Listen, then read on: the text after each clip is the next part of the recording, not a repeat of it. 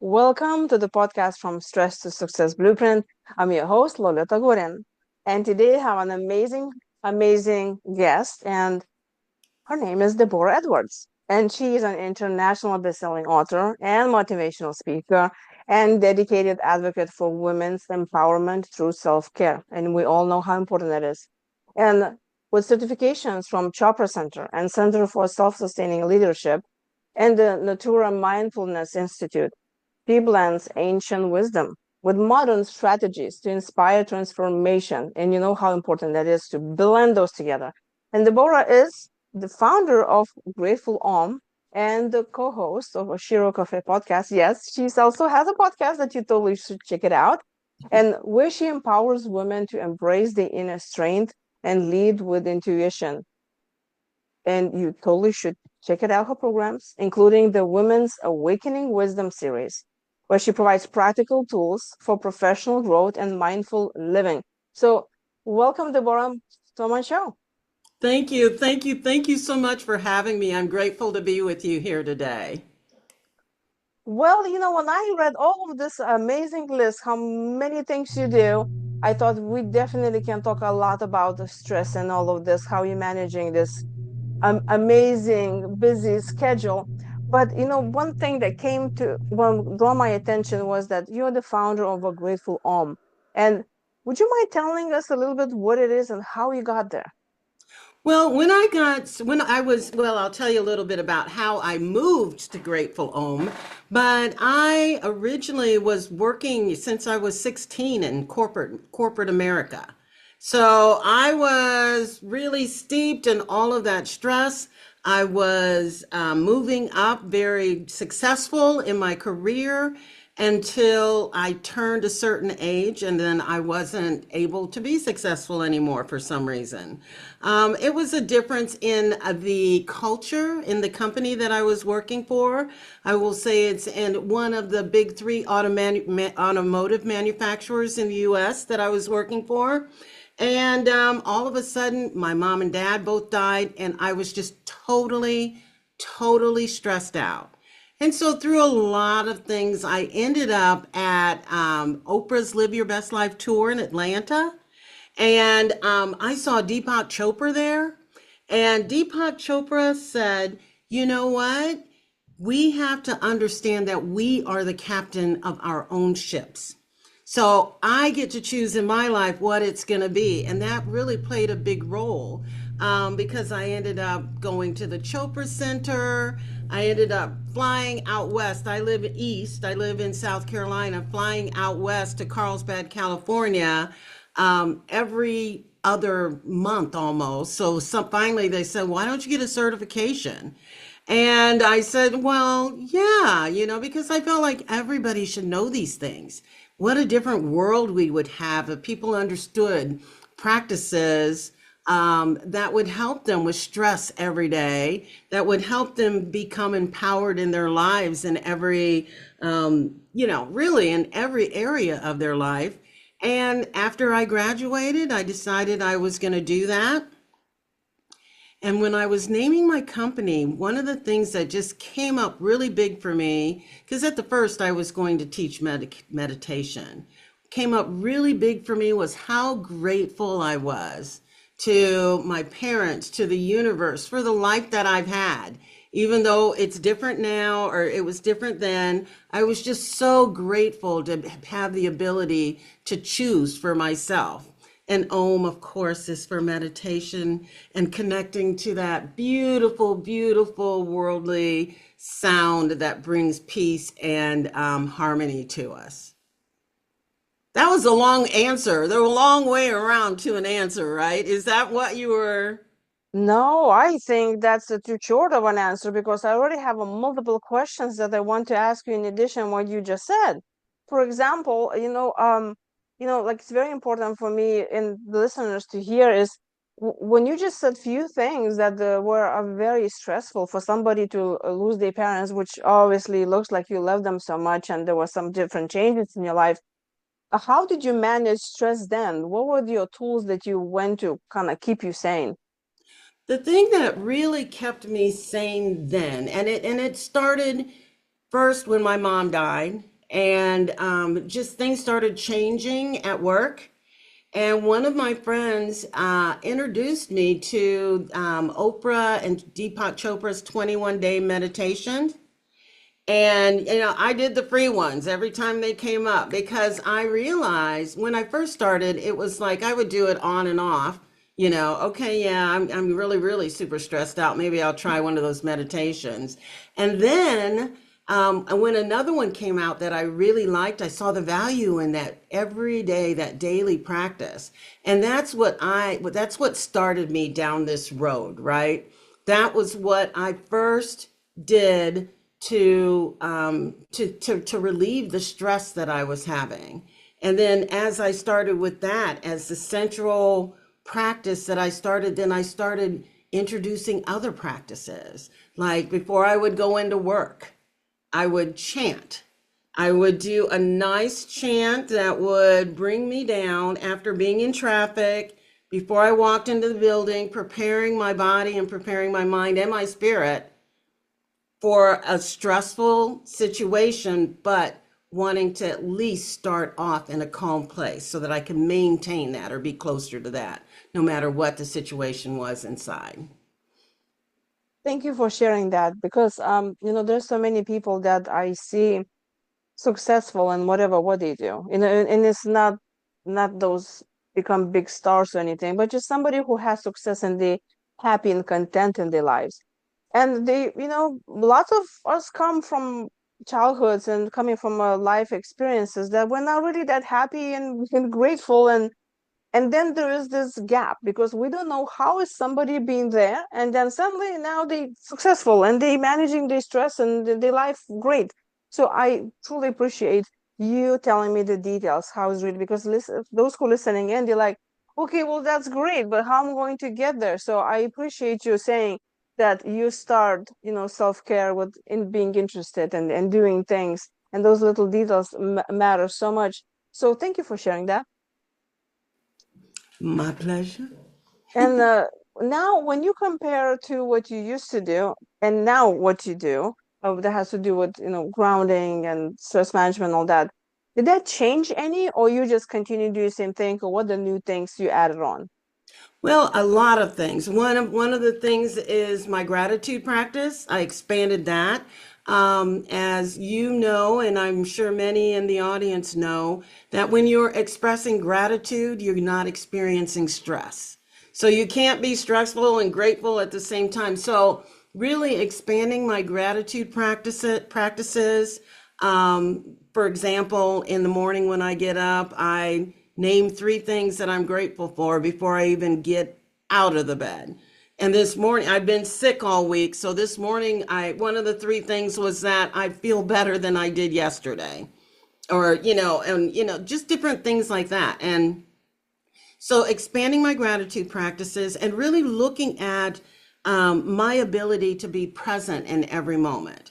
That has been a very, very impactful practice that I've been doing, really trying to stay present in the moment, introducing breathing exercises that allow me to do that, introducing time in nature, movement, physical movement, really looking at the 6 pillars of health, right? So you're doing meditation, mindful movement, and just expanding those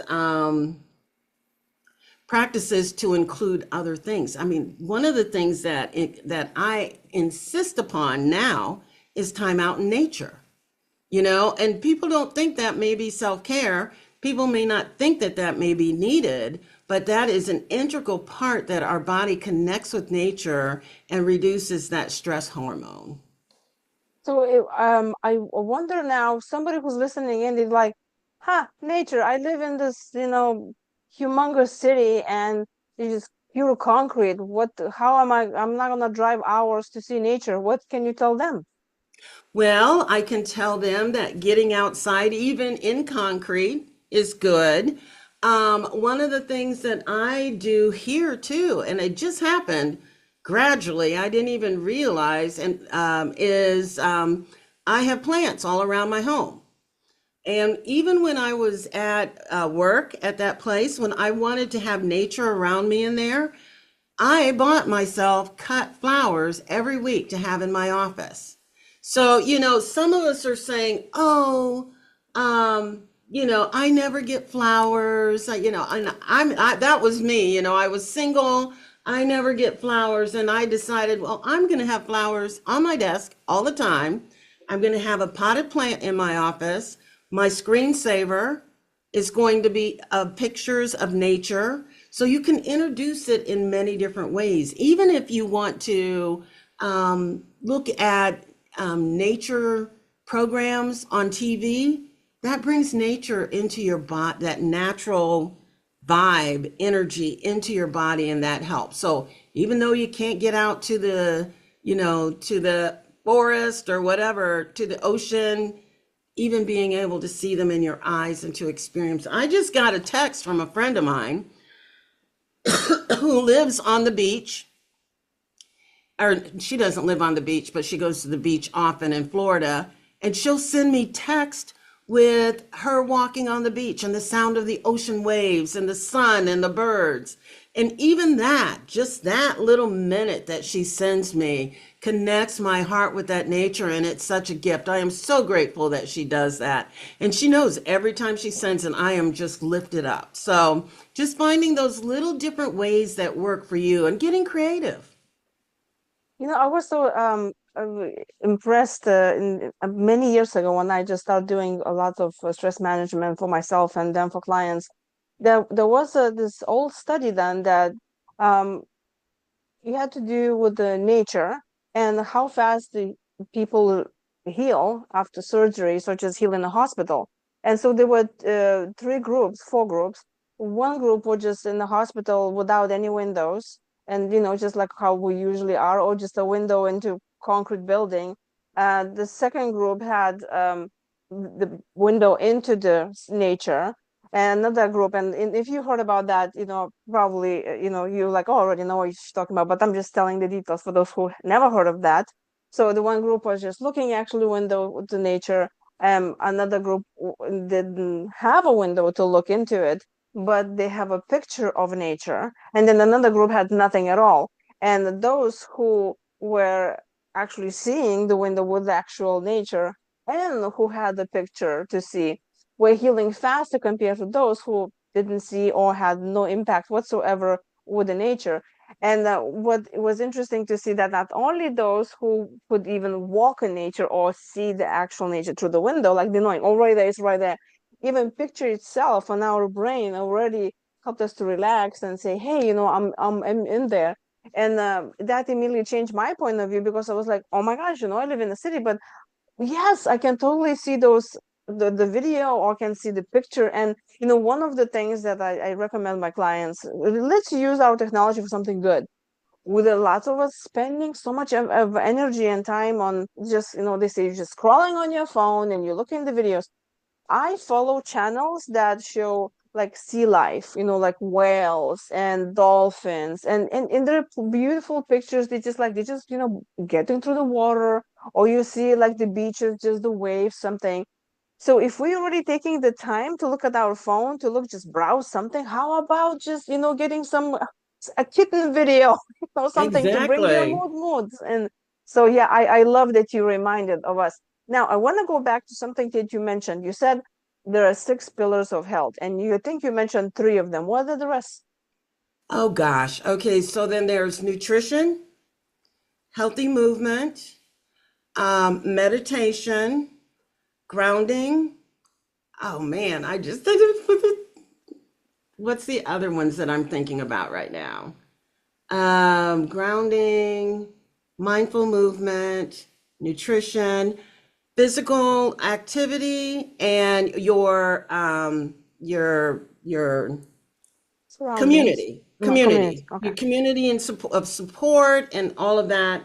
All of those things really help support you day to day, and being able to understand, and even your financial health is one of those things that as you find yourself stressed out in one of those areas, it creates a different a different awareness of what's going on in your life. If you're stressed out financially, then it seems to affect everything else in your life. And your relationships, it seems to affect everything else in your life. So just having that awareness of each of those areas, and even just knowing, you know what, I'm having trouble with my husband today. It's going to be affecting the way that I am. I'm going to just maybe step away for a little while so that I can, get myself in more balance.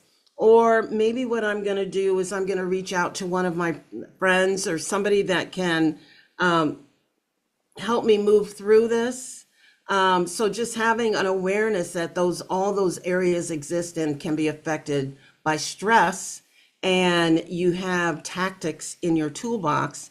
And I'm sure your clients know that these toolboxes are there for us when we need them to address those changes. And something that works for one person doesn't mean it works for another. Or the same day, one day this tool works, the next day you need some other tool. And I always say stress management should not be so stressful. Like get hanged on this. You just kind of just be there and help yourself with whatever that is, but help yourself. Right. And one of the things that I really, really encourage my clients to do is to think about what's going on in the moment. I told you one of the things that I'm doing is really allowing my clients to focus on the present moment. So one of the things that I used to do is I would say, okay, this is for my self-care. I have to go to the gym every Tuesday morning at 6 o'clock. This is for my self-care. And, if anything got involved with it, or if I was sick or I wasn't feeling like doing it, I didn't care. This is what I needed to do. So I encouraged them to say, okay, encourage myself, and learned that, okay, this is this moment. And is going to the gym right now really going to serve me in this moment? And having that commitment to yourself to serve your self-care in the moment rather than the commitment to the practice. I've even been in the middle of a meditation. I've been like, okay, and I've been like, you know what? This isn't working for me today. This is not helping at all. And then in the middle of a meditation, switch to another form of meditation. So just encouraging ourselves to be gentle, to give ourselves grace, and to serve ourselves in the present moment instead of serving the practice. I'm so happy that you said that, because there are so many people, especially who want to even increase their business or their money or relationships or even the same mindset. It's like, well, everything is in your mindset, really, that affects in all those areas in your life. But then what happens is that they bulldoze themselves into, I say, you cannot bulldoze yourself into success. It's like, well, this guru told me that I have to go to the gym, so even if I'm sick, I'm gonna go there. And I'm like, no, you should not do this, because you're abandoning your own needs, you're Yes, abandoning yourself, so it's counterproductive. exactly. And we're just in our society. In our society, you're rewarded for just pounding on through, just whatever happens, just keep it going, keep going, keep going, keep going. And that doesn't serve us. That serves the machine. And so recognizing that serves the machine and not us gives me at least the courage or the impetus to do what serves me, to even just recognize that what's best for me and what's best for the machine. Now you've got to adult. You can't just say, okay, I don't feel like working today and blah, blah, blah, blah. But like with the job that I was telling you about that was so stressful, I made the decision that this place was not for me anymore. This was not for me. I will give my 100%, but I'm taking this baby steps that I need to take to get myself in a position that works for me. I was ruining my health, both mental and physical health. And I recognized that. And at that point, and actually it was when Deepak Chopra said that you are the captain of your own ship. At that point, I'm like, this is, I can't say that this place's fault anymore. I get to choose. And so if I don't choose, that's a choice. And so I just kind of slowly worked myself out of there into a position that served me better. Well, I am so um, happy that you shared how process, and also it happens. It takes a lot of courage really for somebody to do anything, any change in their life. And I know myself, I learned it, and I see through other people that, especially those who I already know that they are in the situation where it doesn't serve them. A lot of them just stay in the same situation because there is this thing such as loyalty. I think because we are herd animals, we need other people. Like you said, one of the pillars is really to be in a community and you feel like you are the belonging and being seen and being validated and celebrated. That's like one of our human needs. There's nothing to be ashamed of, and it's definitely should not be labeled as being selfish. But what happens, I think, that when we in this situation and we are so loyal to our family and to our parents, it's like, well, I'm going to stick here in this company, for example, because I am loyal to this company because I've been here like for 20 years. I cannot leave them now. Or I Mhm. love those people that I work with. I cannot leave them now. Or being even loyal, feeling loyalty to your own parents. For example, if somebody feels like, I'm no good because they have, let's say, traumatic childhood or just emotional not supported in their family when they're growing up, they think like, well, I am no good and I deserve to be punished. So for me to be in this work and feeling pressure and being stressed out mentally and physically, it's a punishment for me. So the more I suffer, the more my family, let's say the parents or somebody who really imprinted that pattern, will keep me in that loop, and hence I survive. So I always recommend my clients say, why is that you're doing that? And I get so many people come and burn out. They're like, I'm so stressed out. I'm so burnt out. Help me. And like, why you keep doing that? What you doing it? What's the reason? Because it could be a lot of times that it does not even serving us, but we think it does. Right. And one other thing that a lot of my clients experience as well is they have to prove that they can do it. They've got to prove that they're worthy. There's all of these people in their workplace or wherever this place is that are telling them they're not good enough, they're not worthy. And they're saying, okay, I've got to prove myself. Well, I'm here to tell you, you're good enough. You're worthy. You don't have to prove that to anyone. I think that's the way that a lot of these systems and these organizations keep us there by putting us in a position where we think that we have to prove that we're good enough to them, that they're the ones that are going to tell us if we're worthy by our promotions, raises, whatever. You, again, in the words of Deepak Chopra and Deborah Edwards now, you get to choose. I get to choose. I decide whether I'm worthy. I decide whether I'm going to stay here. I decide whether I'm going to live the life that I want. And I hope you make that choice for yourself because you are so absolutely worth it. One of the things I've noticed when I work with clients that they don't even feel they have a right to choose, especially if someone come from the family that they always been told that no matter what you feel, no matter what you want to do, you're stupid and whatever, shut up and sit down kind of thing. And because they grow up to be people pleasers, they don't even have their own opinion. And I noticed that, one of the things I recommend my clients is, how about you will do every single day something that you love doing it, even if for 5 minutes, just kind of like a rewarding and just feeling joy in your heart just to do something. And I say, why don't you do the list of things that you love doing it for yourself? And there are people who sit and they're like, I don't think I have anything, because they were never allowed to really ask themselves that question. They were never allowed to say, oh, you mean I can choose? You mean I, because they've been always been told that this is what you need to do in order to survive. And so it could be a stretch for someone to say, oh, you mean, and I always say, well, you're not a child anymore, so you can feed yourself.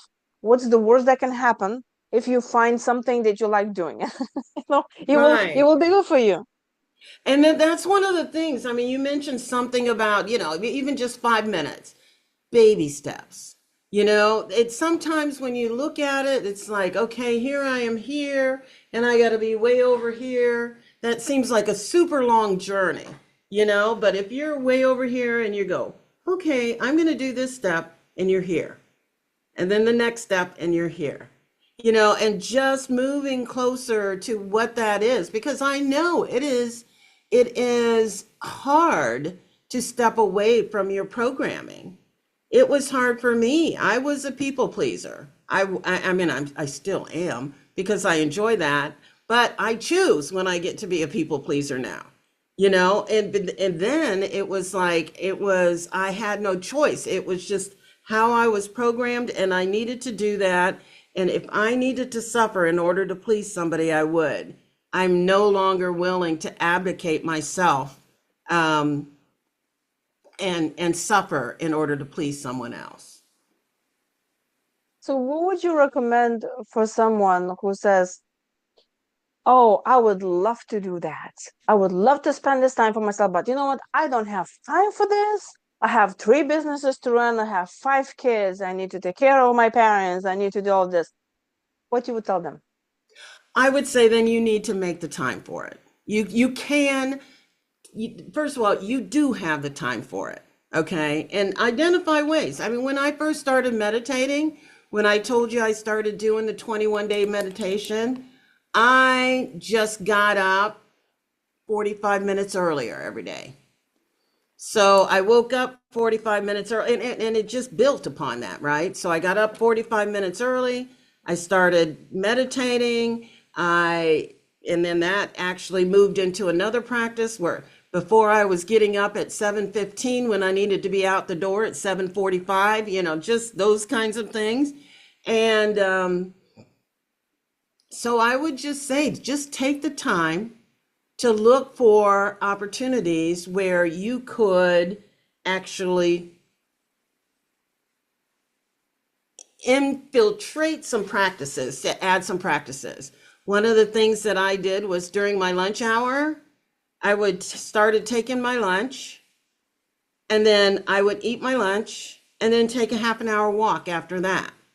So you are a creative person. You know your life better than anything else. If you really want to do it, just like many things that you've really wanted to do, you'll be able to find that time. And it doesn't have to be, if you want to work, say, walk a half an hour every day.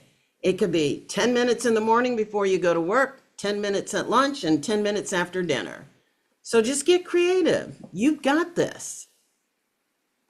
Um, I know that when we start talking about self-care and self-love, all of that, there can be a lot of shame and guilt that, oh, you just being so selfish. And I think it's especially very hard on the women, because we been just groomed through centuries to always kind of giving, giving, giving, give.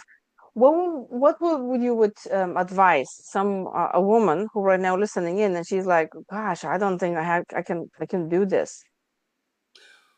Whew, there's several things that I would say. First of all, you can't give from an empty cup. When you're depleted, when you're, not really caring for yourself, it is a quick way that, there just becomes a time when you're not able to keep up that pace. And, one of the things, and I was just on another airplane when I went to Seattle last month, and they said it again, put that mask on you before you put it on anyone else. And it is so true, because a lot of us wait until we're like barely breathing and we can't, we can't carry on. Our stress level is so high that we just lose it, right? Before we put the mask on. And so this is a way for us to put the mask on the whole way, right?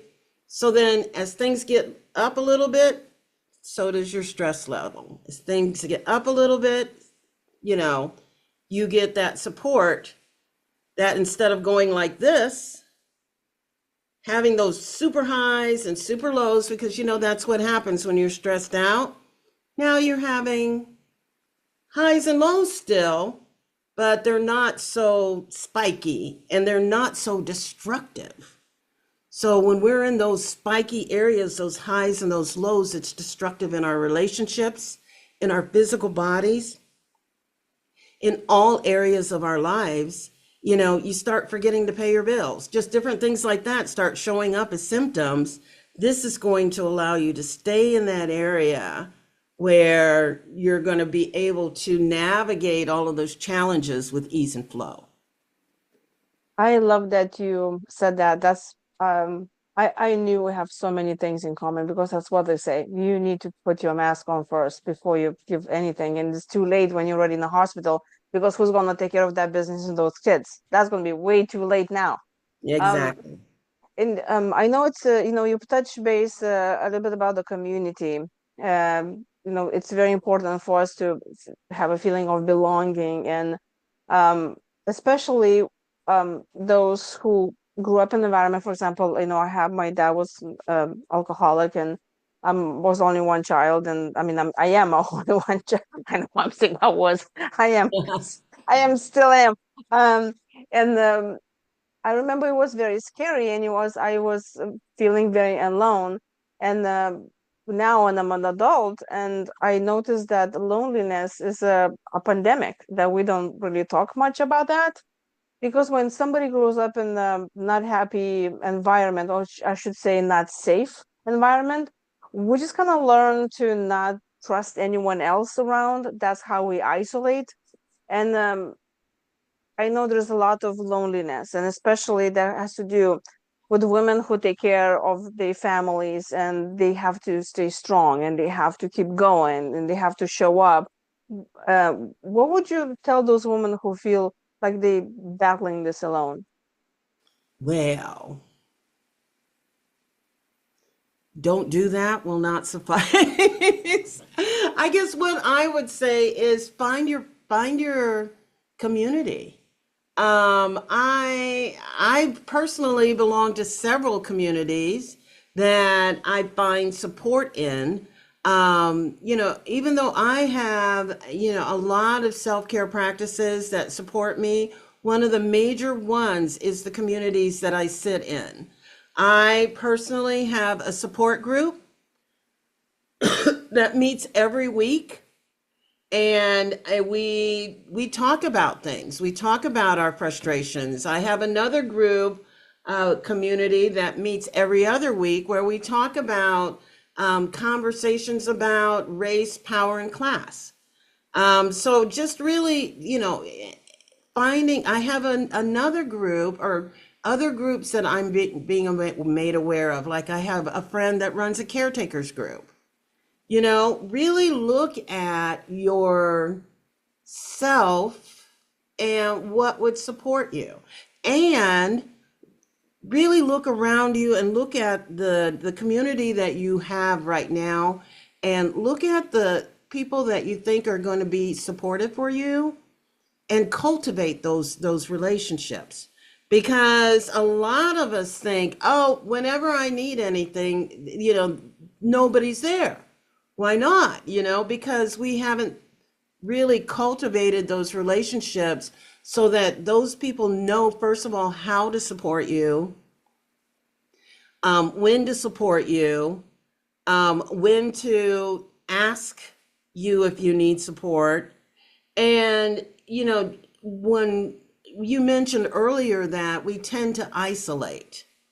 And so when we're isolated, that there's nothing that can get in. So I would just say take another baby step and maybe even first choose one person that you identify. It could be a possible area of support for you, and maybe think about a group that you can join. Maybe it's, you know, I have a friend that joined a quilting group that they are so tight.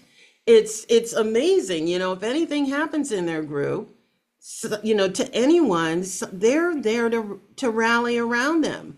I have a meditation group on Wednesdays. We just went through Hurricane Helene. I had somebody from California sending food to one of the people in South Carolina. So just identify the possibilities in your life and just take a baby step. And then take the next one.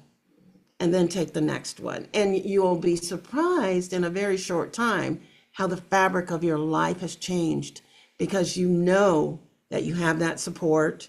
And become a support.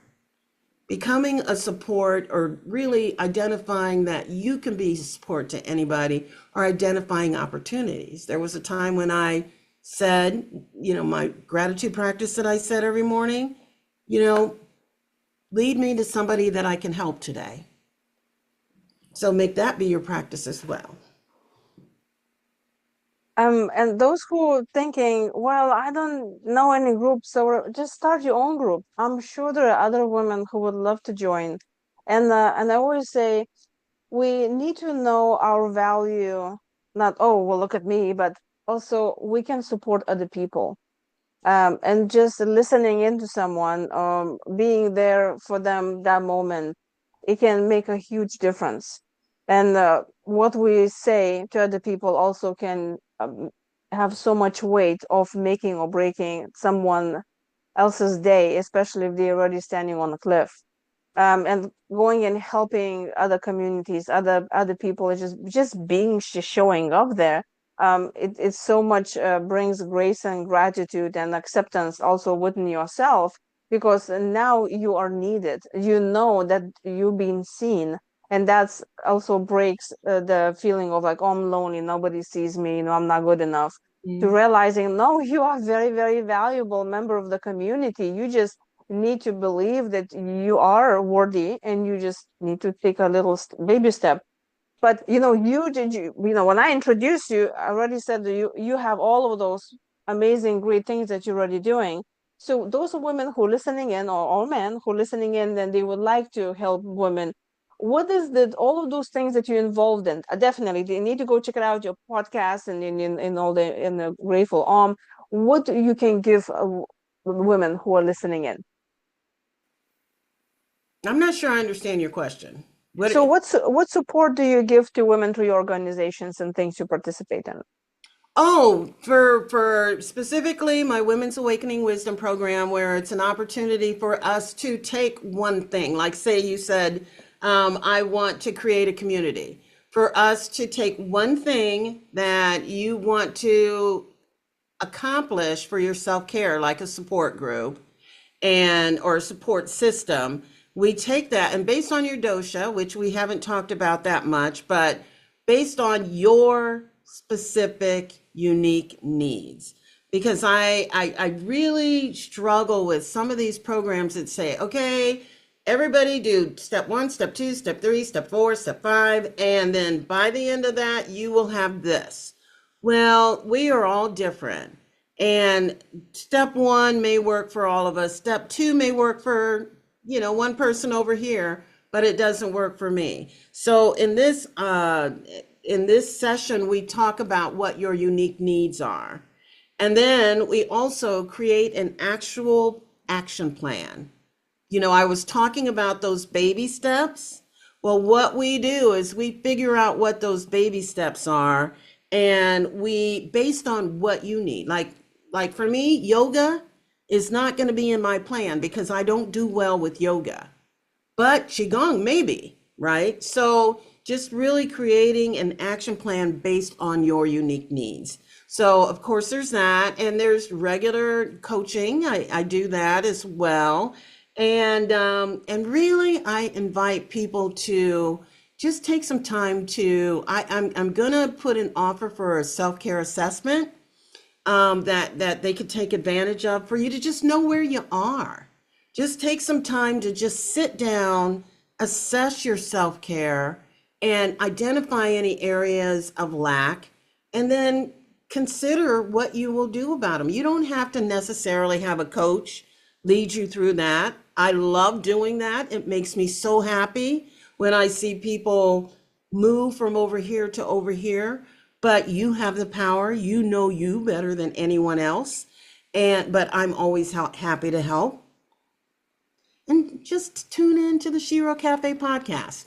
That's kind of a great way to get inspiration every once in a while, because all of us have it within us, all of us. And to know that other women are doing it really helps give you some inspiration to follow your own path and to follow your own self-care and captain your own ship. I love it. And I think um, if there are men who are listening in, they should listen to your podcast as well, because when we understand each other better and we understand what other needs do we have, then we can support other people. And it should not be, oh, okay, here is the women only going to listen about the women, and men always need to be listening only about the men. There is so much of miscommunication and going through generations of this skewed idea of what do we really need to do. When you think about it, we are all belong to the one unit that serves the purpose of just being happy together, and Right. not saying I'm going to this, you're going to do this. Is if we just understand what each of us need, and just having the communication. And I appreciate that you have this organizations and the way to support women, because there are a lot of times that when we're listening, oh, there's so much out there, and it's like, yeah, you just need to listen this, you just need to do that. But it all really starts with that self-worth of understanding, yes, I'm worthy enough to provide this for myself, because that is how I can provide for other people around me as well. And self-care is not selfish. It's the way to support yourself and bring it more love and support to your community as well. Exactly. Exactly. So what? Man, I So just what? love the way you think. We don't have to keep fighting. We just can need to magnify things that we're already doing well. And I think um, celebrating ourselves and uh, gifting ourselves time and energy and things, and that's one way to allow other people celebrate us too, because we mentioned that it's all about go go go and you need to prove yourself. But it's like, how is that you really proving to yourself and you celebrating yourself, especially for those Hmm. people to like, oh, I'm not being seen, I'm not. It's like, well, but do you see you? What is it you do? So that's a good question for you now. When I just thought about Deborah, how do you celebrate you? Do you give yourself rewards and treats and gifts? Well, yes, all the time. I, that's just my way, that's just my way of being. It's like, first of all, I mean, like little things like I have a massage every week. I celebrate that. That's a gift I give to myself, for my self-care, for my physical care, for, all of those things. I do give myself treats. I feel like I do all the time. It's just like having that awareness. And sometimes the treat is not getting the treat. Sometimes, I say, okay, I'm going to just hang out for a while before I get this, or whatever. And it's just, yeah, I think that's just it's so funny because so many of my friends, so many of my colleagues say, that's just the way Deborah lives. I do. I travel, I do, things, I give treats, but I don't consider them treats. I consider them my life. It's just I welcome joy. I welcome ease. I welcome gifts. I welcome enjoying the beautiful taste of a truffle butter on a steak. You know, those little things, it's just part of what is the fabric of my life. And I just do it. I love that. Because finally, it is, I mean, I'm just going to say this. I'm all for a long time in my life, I didn't think I was worthy of those things. I just thought I was worthy of the least of these. Whatever, you know, okay, there's a big steak and a little steak, I'll take the little steak. Okay, there, you know, and that was always my way of being until I recognized my value and my worth. And it's not always that I'm going to take the little steak. And sometimes it's going to be, I'm going to take the little steak because I'm not going to force myself to eat the big steak. So, but it's in my favor. It is what I choose, not what I abdicate to someone else. No, How I about heard that. you? So I do a little things for myself too, and I in there are many things I do that look like I'm spending so much time and energy, like for example, doing this podcast every single day. But I realize that it's giving me joy. It's like it's giving me joy no matter how tired I am. And sometimes I record episodes like at 11:30 p.m. and I'm like my eyes are barely holding, but I know I need to do this. And not because of like, oh, I have to put that rep in. It's not because of that, because I'm really enjoying it, what I'm doing it, and that enjoyment is priceless, and that's what I recommend everyone is like you said, have something that you will truly enjoy. But I also can hear, and I hear a lot is like, okay, well, it's easy for you to say I don't have this, and like, oh, I don't have money just to fly myself to Bahamas every weekend or take the massage. And I say, how about you just sit for 5 minutes and do nothing? That doesn't cost you money at all, and it's only 5 minutes. And there are sometimes I hear, especially those who have kids, they're like, no, you don't understand, I cannot sit, I'm gonna be here, this mommy. I said, you know what, there's one place that you still can stay safe. Go to the restroom, close your doors, Yep. and be there for 5 minutes. Even if you're done with this, you just sit, you close your eyes. But that little break can influence how your energy levels are through the day, because the Hmm. more breaks you do, mental breaks and physical breaks, it helps you to maintain the energy all through the day. But it's the most important part when we start doing something for ourselves, even if it's small, is we showing to ourselves that we're showing up for ourselves. We honor our needs, we honor our feelings and emotions. And what helps with stress management is when we show up for ourselves, we trust in ourselves more. So if there is in the future something will show up that we think, oh my gosh, I don't know how I'm going to handle it, because you trust in your own abilities more and you're standing by your side, you will handle it so much better. So that's helping on multiple levels when we start investing in ourselves. Absolutely. Absolutely. It is critically important to find, first of all, just take 5 minutes and be quiet and identify where those moments could be. You know, say, this is a small thing that I can do. I think sometimes we're just so used to going like this and just keeping one foot in front of the other that we don't stop and say, whew, you know, this would feel really good right now. Walk over, get a glass of water. You know, and when I was working, I actually put timers on my phone to schedule or to create that practice of when I would stop and ask myself, how am I doing right now? What do I need right now? You know, sometimes it was just get up from my office and walk down the hall. Sometimes it was make a phone call. Sometimes it was just be quiet for 5 minutes.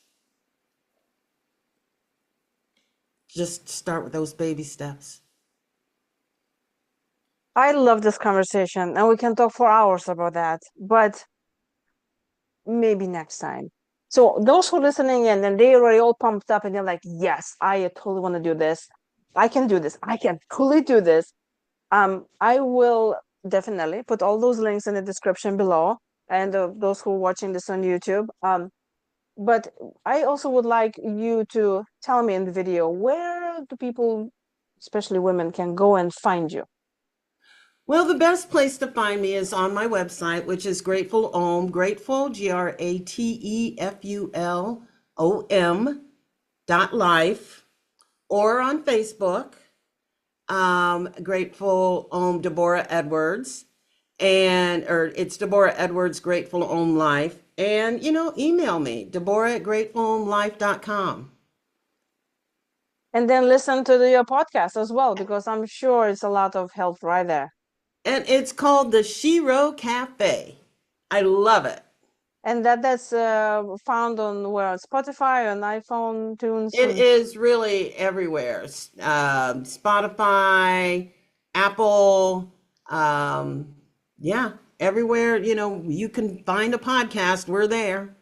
When somebody needs to find something, they will find it. Right? Exactly. And actually, the Shero Cafe has a Facebook page as well, so you can connect there. Wonderful. So those ladies who are listening in and they're like, I feel alone and I need to be, more helping myself and I want to meet more amazing people, you totally should go and check it out, the community that Deborah already created for you. So thank you so much for this amazing chat. And I definitely will be chatting again.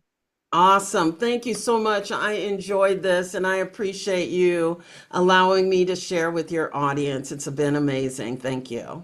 Thank you.